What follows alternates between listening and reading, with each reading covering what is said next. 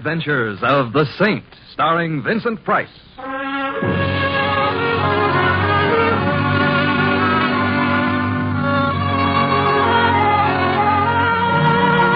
The Saint, based on characters created by Leslie Charteris and known to millions from books, magazines, and motion pictures.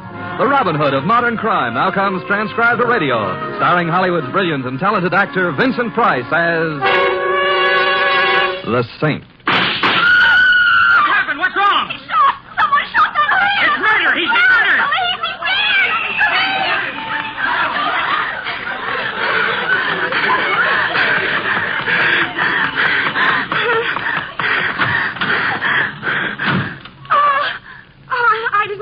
I thought the cab was empty. That's perfectly all right, Miss Ames. Oh, please don't go. I must. The police are now at the scene of the crime. They'll take care of things. I can see you're in a hurry. Yes, I am. All right, driver, step on it. Yes, sir.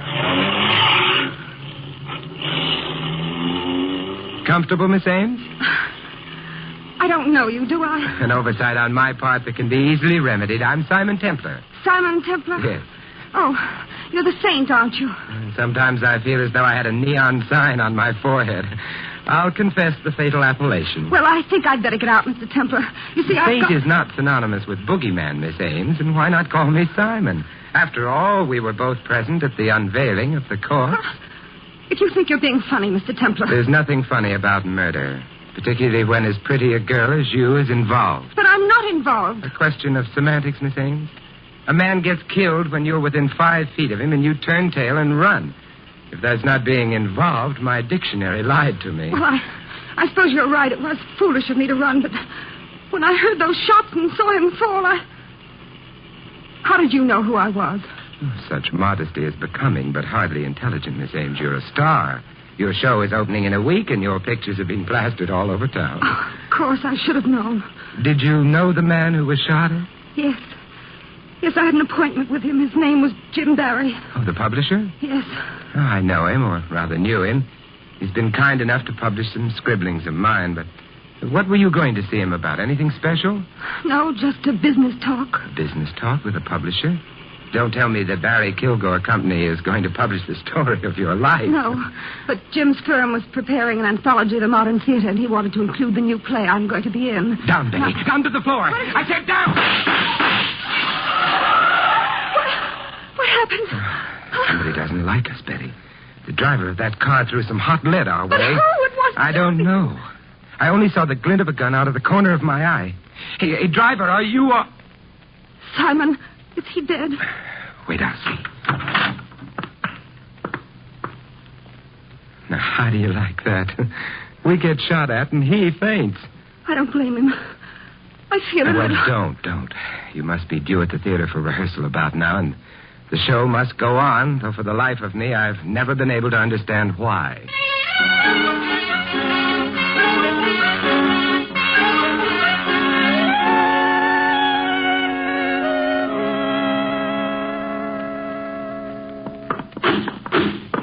Hey, Joe, bring that sofa more downstage. Okay, Larry.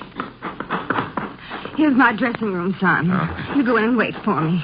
I'd have you watch the rehearsal from the wings, but Larry Stevens, our stage manager, is superstitious about it. Okay, Betty, but your sanctified watchdog will be panting on your threshold till you get back. After what's happened, Simon, I'll be glad to know you're close by. See you later. Yeah. Oh, well, might as well wait inside. But really, Vera, I don't know what you mean. I think you do, Helen. Just remember what I told you about Jim Barry, and you'll be... Simon Templar. What in the world are you doing here? Hello. Now, that's what I call a quick switch. Vera Pangburn, lady novelist, gets stage struck. Or are you merely getting material for a novel about backstage? Oh, no. No theater novels for me, Simon. Oh, let me introduce Helen Trask. Helen, this is Simon Templar. How do you do, Mr. Templar? As well as might be expected under the circumstances, Miss Trask. I'm not too accustomed to entering one lovely lady's dressing room and finding 2 others awaiting me. Well, as a matter of fact, Helen and I were waiting for Jim Barry. We thought he was coming here with Betty. Jim Barry? Oh, he's your publisher, isn't he, Vera? Yes, and Helen's, too. Helen's his really latest discovery. She has a new novel coming out. Well, I'm afraid you're going to be disappointed, ladies. Barry's been unexpectedly detained. Oh, Oh, and I was so anxious to see Well, him. why not let me substitute? I'm very good at parlor tricks and small talk. And Your name's Templar. Yes, it has been for a number of years. I can remember way back when my What's parents... the big idea of keeping Miss Ames away from rehearsal? Oh, did I? Who are you? Oh, Stevens, the stage manager. That's eh? right, and I'm also the guy who doesn't like stage door Johns. Now, there's something about the way you said that hurts me deeply. Hey, what's that thing in the cuff of your trousers, Stevens? In the cuff of my trousers? Yeah, right here. Now, look here, Templar. I don't know what this is all about, Maybe you don't, but you should know a revolver cartridge when you see one. but... Revolver cartridge. Is that what this is? It is. Where's Betty Ames? Why, in rehearsal, I had them start. And I presume there's a shooting scene in this play? Why, yes, toward the end of the first act, but I... Well, you'll like me even less after this, but I'm stopping that rehearsal. You can't do that, If Templar. I don't, you'll have a dead star on your hand. Betty Ames, are you crazy? I hope so. I hear them. Where's the closest stage entrance? Over there, to your left. I hope you know what you're doing. I'm afraid I do. They're at the shooting scene now. Stop it. Don't shoot. Simon! What is it, Simon? What's the matter? Apparently nothing, but I'm a little amazed at finding you all right. But why shouldn't I be, Simon? Now, there you have me. Quiet, quiet, everybody. Templar, I've had enough of this nonsense. You've held up the rehearsal by keeping Betty away, and now you've broken up the end of the first act.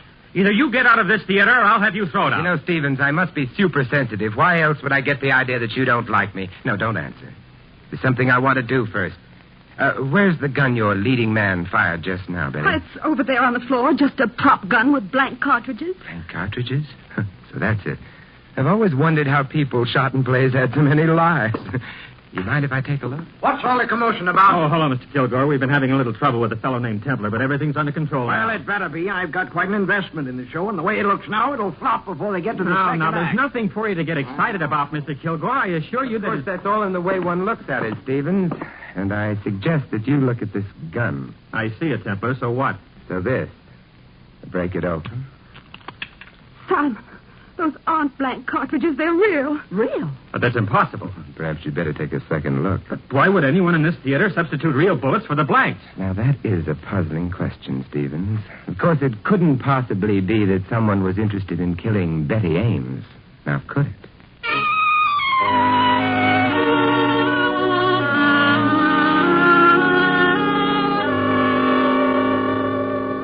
I still don't understand how you knew, Simon. Well, theatrical people may dress somewhat unconventionally, but I thought that Stevens, with revolver cartridges in his trouser cuffs, was going a bit overboard.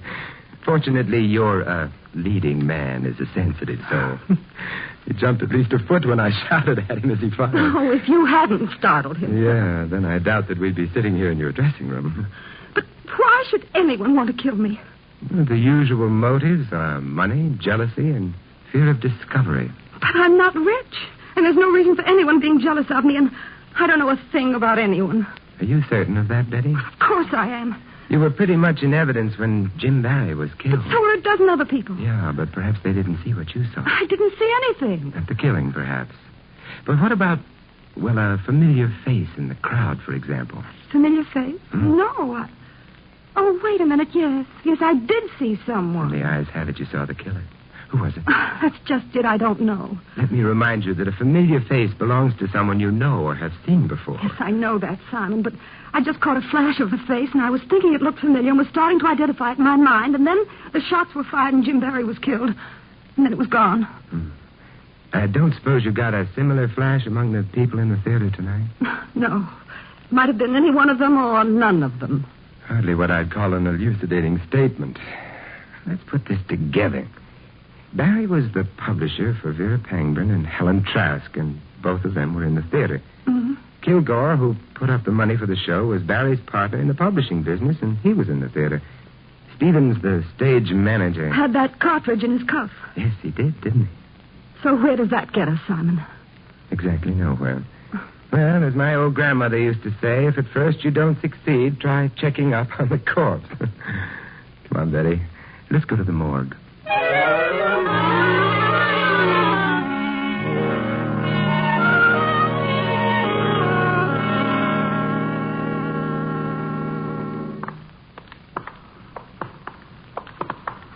This place gives me the creeps, Simon. Strangely enough, the morgue never was noted for being the most cheerful place in the world.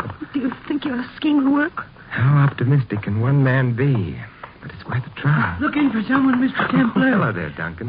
How are things? Things? Oh, they're pretty dead around here. Pretty dead. Same jolly old soul, aren't you? Oh, I get my kicks, Mr. Templar. How peachy for you. Feel jolly enough to do me a favor? Maybe? Yeah. Did you get an advanced case of rigor mortis in here sometime this evening? A fellow by the name of Barry? Barry? Yeah. Yeah, sure did. Gun killing. Neat job, too. You want to see him? Oh, no. I bow to the lady, Duncan. But you know, I have a theory that every murdered man dies with exactly $11.63 in his pocket. You have? Mm-hmm. But how could that be, Mr. Templar? Let's look at his personal effects and see. Hey, Duncan? Personal effect? Yeah. Well, I ain't so sure I ought to. No, sir, can't. You know the rules.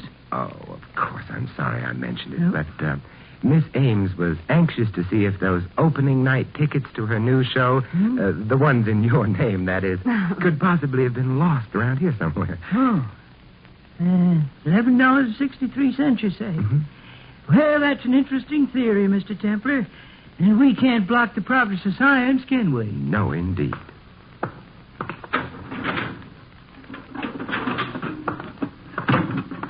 There you are. Take a look.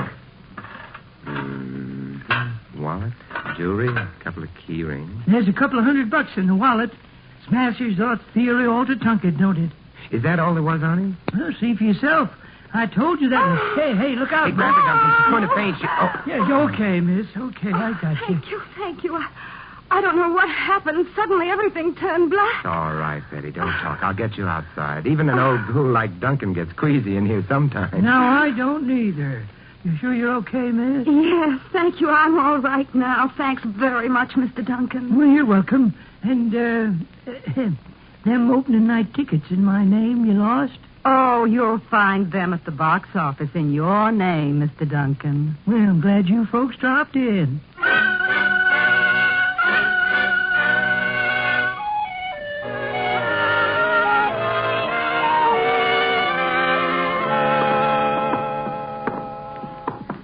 The first part of your scheme seemed to work all right, Simon. Well, I did get hold of Barry's keys, and thanks to the fainting act you staged, and very realistic it was, too.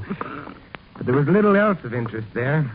Then what goes on now? And I might suggest that we halt right here in front of the office of Barry Kilgore and Company, Publishers. Pick out a key that looks as though it fits the lock. And walk right in. There, you see what skill, perseverance, and some petty larceny can accomplish? Now, where's Jim Barry's office? Do you know? Oh, yes. Right over there. Uh-huh. Kilgore's the one next to it. There's the light switch on the wall. You'll never make an understudy to a sneak thief by talking about lights, Betty. My flashlight's enough. But I still don't understand what you expect to find up here, Simon. Neither do I, but I'm looking for motives. And what better place to find motives than in the dead man's private files? Mm-hmm. Let's start with this stuff on the desk. Those are only galley proofs of a book, Simon. So it would appear. What a fascinating title. My Heart's One Romance by Helen Trask. Oh, no. Talk about corn. No motive for murder there. I wonder. What do you mean? This inter-office memo clipped to it. Listen to this. For Pete's sake, Jim, stop publishing this kind of tripe before it ruins us. It's initialed K. K for Kilgore. What do you make of that, Simon? I think Kilgore didn't like the book. But if it's as bad as all that, why was Jim Barry publishing it? Maybe you better take another look at Helen Trask. Oh, you mean you think that Helen and Jim Barry I were... prefer to keep an open and clean mind about these things, Betty. But we do know Kilgore didn't like it. And Kilgore stands to get plenty now that Barry's dead. He becomes sole owner of the business. Simon, someone's coming to the outer office. That's very inconsiderate of him. But what if it's the police or Jim Barry's murderer? Those suggestions are very inconsiderate of you. What's he doing now, Simon? Not he. There are two people in the office. Are they coming in here? No, they've gone into Kilgore's office. Oh. They didn't turn on the light, so they must be familiar with the place. Remind me to complain to the owners of this building. They've made these walls so soundproof I can't even recognize the voices, let alone hear... Yeah, we could hear those all right, couldn't we? I'll be right back. No, Simon, please. No! Oh, whoever it was has got away. Simon, are you all right? I'll get a doctor. Better make it a carpenter instead, Betty. Carpenter? Yeah, the shots missed, but I certainly smashed up that desk I ran into. Let's find the lights and see how much damage was done. That does it now. Simon! The damage was quite extensive to Mr. Kilgore. Our chief suspect has been crossed off the list by a bullet between his eyes.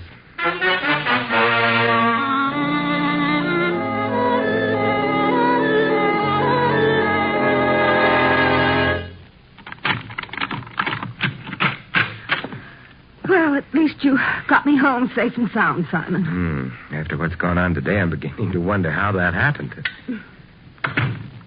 Does everything look to be in place? Yes, of course. Betty, it's a funny thing, but ever since my college prom days, I've had an abiding dislike for chaperones popping up unexpectedly. I'd better look around. Look, don't let these modern inventions frighten you, Betty. The telephone is quite harmless. My nerves are... Sure. I'll answer it. Good. Hello? Betty, this is Vera Pangborn. Oh, yes, Vera. I want you to do me a favor, Betty. I think I know something about Jim Barry's death. Just a minute, Vera. Simon, it's Vera Pangborn. She says she thinks she knows something about the Barry killing. Well, don't be piggish about things. Split the receiver with me and let me listen, too. Vera? What do you mean? Well, I don't know just how to explain it, Betty, but... Get away from that window! Vera, what is it? No! Vera! Vera! Are you still there? Simon, those were shots. What happened there? This may come as a tremendous surprise, Betty, but it sounds like Vera Pangborn just became murder victim number 3.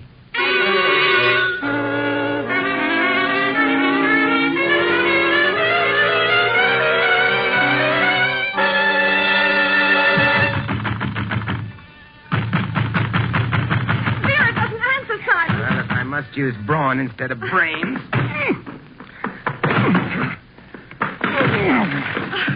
Ineffective, if not neat. Come on, let's go in. Simon, there she is. Yeah. On the floor. Is she? She's luckier than Barry or Kilgore. Shot in the upper part of the arm. You better get some towels, Betty. I'll be right back, Simon. Good. What happened? Simon. Man on the fire escape shot at me. I'd be indignant about it, too, Vera, but suppose we talk about it later. Here you are, Simon. You better let me at it. Wait, I'll lift her out of the davin. There. Now, if you'll make like Florence Nightingale, Betty, I'd like to look at the fire escape. All right, Simon. Betty, Poor darling, time for talk later. Let's get you fixed up first. You just relax. Vera, we're here and everything's going to be all right. thanks, Betty. The view from your fire escape is very disappointing, Vera. Only shattered glass out there. Did this homicidal friend of yours shoot through the window? Yes. I was talking on the phone to Betty. I looked up and saw him. He had a handkerchief over his face, and he shot twice. There you are, Vera. And that'll hold you until we get a doctor. By the way, Vera, not that I'm curious or anything, but what was it you were going to tell Betty over the phone about Jim Barry's murder? I can't tell you, Simon. Well, I'll admit I'm not as pretty as Betty or as feminine. No, I won't say anything.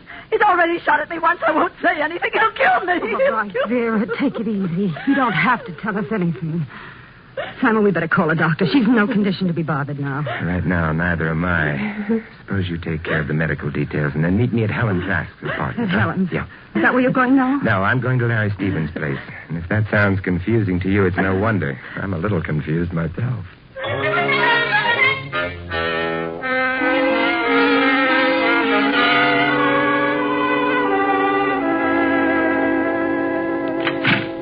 Yes? Hello, Stevens. You mind if I step inside? Templar, what in blazes are you doing here? I guess you do mind. Oh, well. I have an invitation for you, Stevens, to come calling on Helen Trask with me. Helen Trask? Why should I go to her place? Oh, I thought it would be sweet if we all chewed over a few explanations together. You'll get no explanations from me. Now get out, Templar. Okay, Stevens. But if you don't mind, I would like to leave you something first. Yes, what's that? You know something, Stevens? I think you're coming with me whether you want to or not.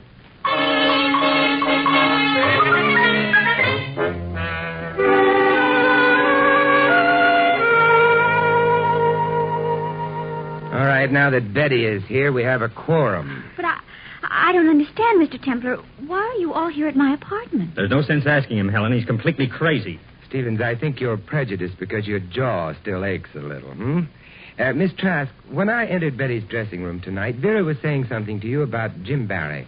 What was it? Why, she was merely warning me against him.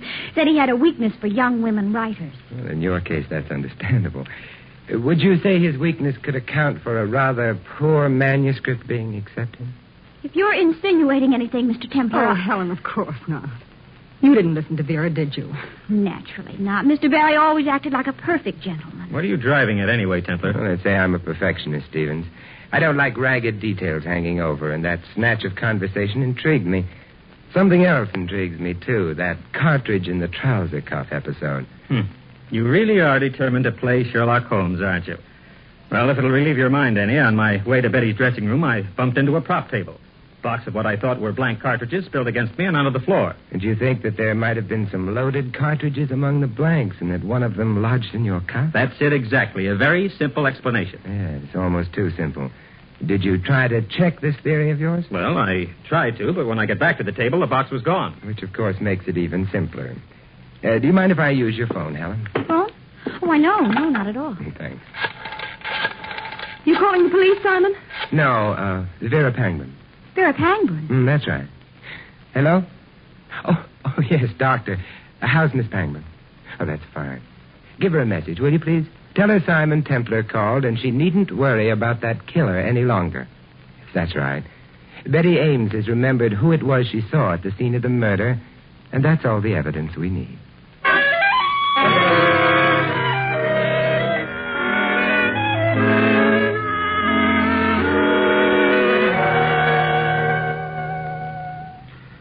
Simon, what is this all about? Beautiful here in the park, isn't it? You know very well that I haven't remembered the face I saw when Jim was killed. A brilliant moon, soft starlight, a perfect night for romance, and she talks about killing. Oh, please, Simon, please. What are we doing out here anyway? To take a cue from you, just killing time. And I think we've killed enough. Let's get going. Simon, for the last time, will you give me a direct answer? Where are we going? Oh, didn't I tell you, Betty? Why, I'm merely taking you home.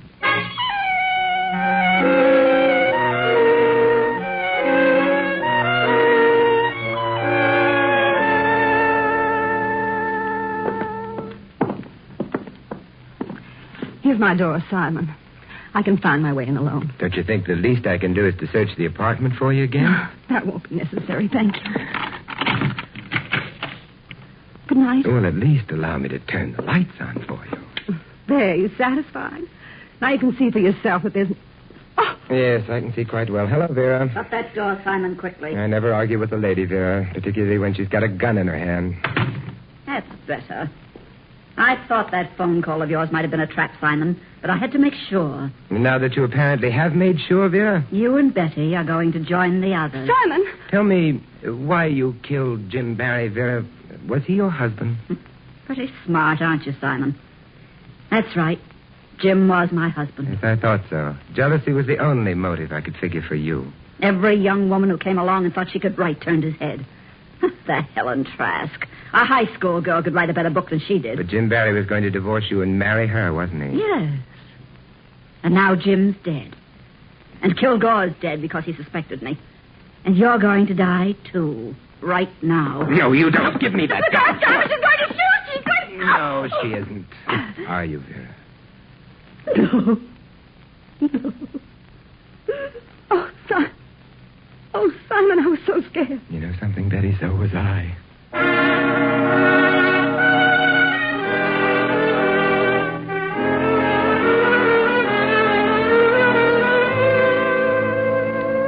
I still don't understand, Simon. That business of Vera's being shot. Now, how did you know that she faked that? You know, Betty, that's one thing I always dislike about solving a murder. I have to explain things. But if you won't let well enough alone... No, Simon, I won't. All right. It was the glass in the fire escape. Now, shall we get back to that moon? Simon, what about the glass? Oh, it came from the shattered window. And there was no glass within the room. Therefore, the shot was fired from within, scattering the glass outward. And who was inside the apartment at the time? Vera. Mm-hmm. We have achieved a meeting of the mind. Now, if we can carry that a bit further while discussing those lovely shimmering stars. But I heard 2 shots fired over the phone. Did she use the second one to give herself that flesh wound? If you were afraid someone was closing in, you'd make a last desperate attempt to throw suspicion elsewhere, wouldn't you? And she was the one who put the real bullets in the gun in the theater. Mm-hmm. And fired at me in the cab. But Simon, why me? Well, I hate to get repetitious, but remember those motives for murder I listed? Money, jealousy, and fear of discovery. Yeah, let's latch on to the last one. She was afraid you'd remember that it was her familiar face you saw in the crowd just before Jim Barry was killed. You satisfied now? Well, almost. There's just one more little thing. Look, Betty, if it doesn't concern the moon, I'm not interested. All right, Simon. Get interested.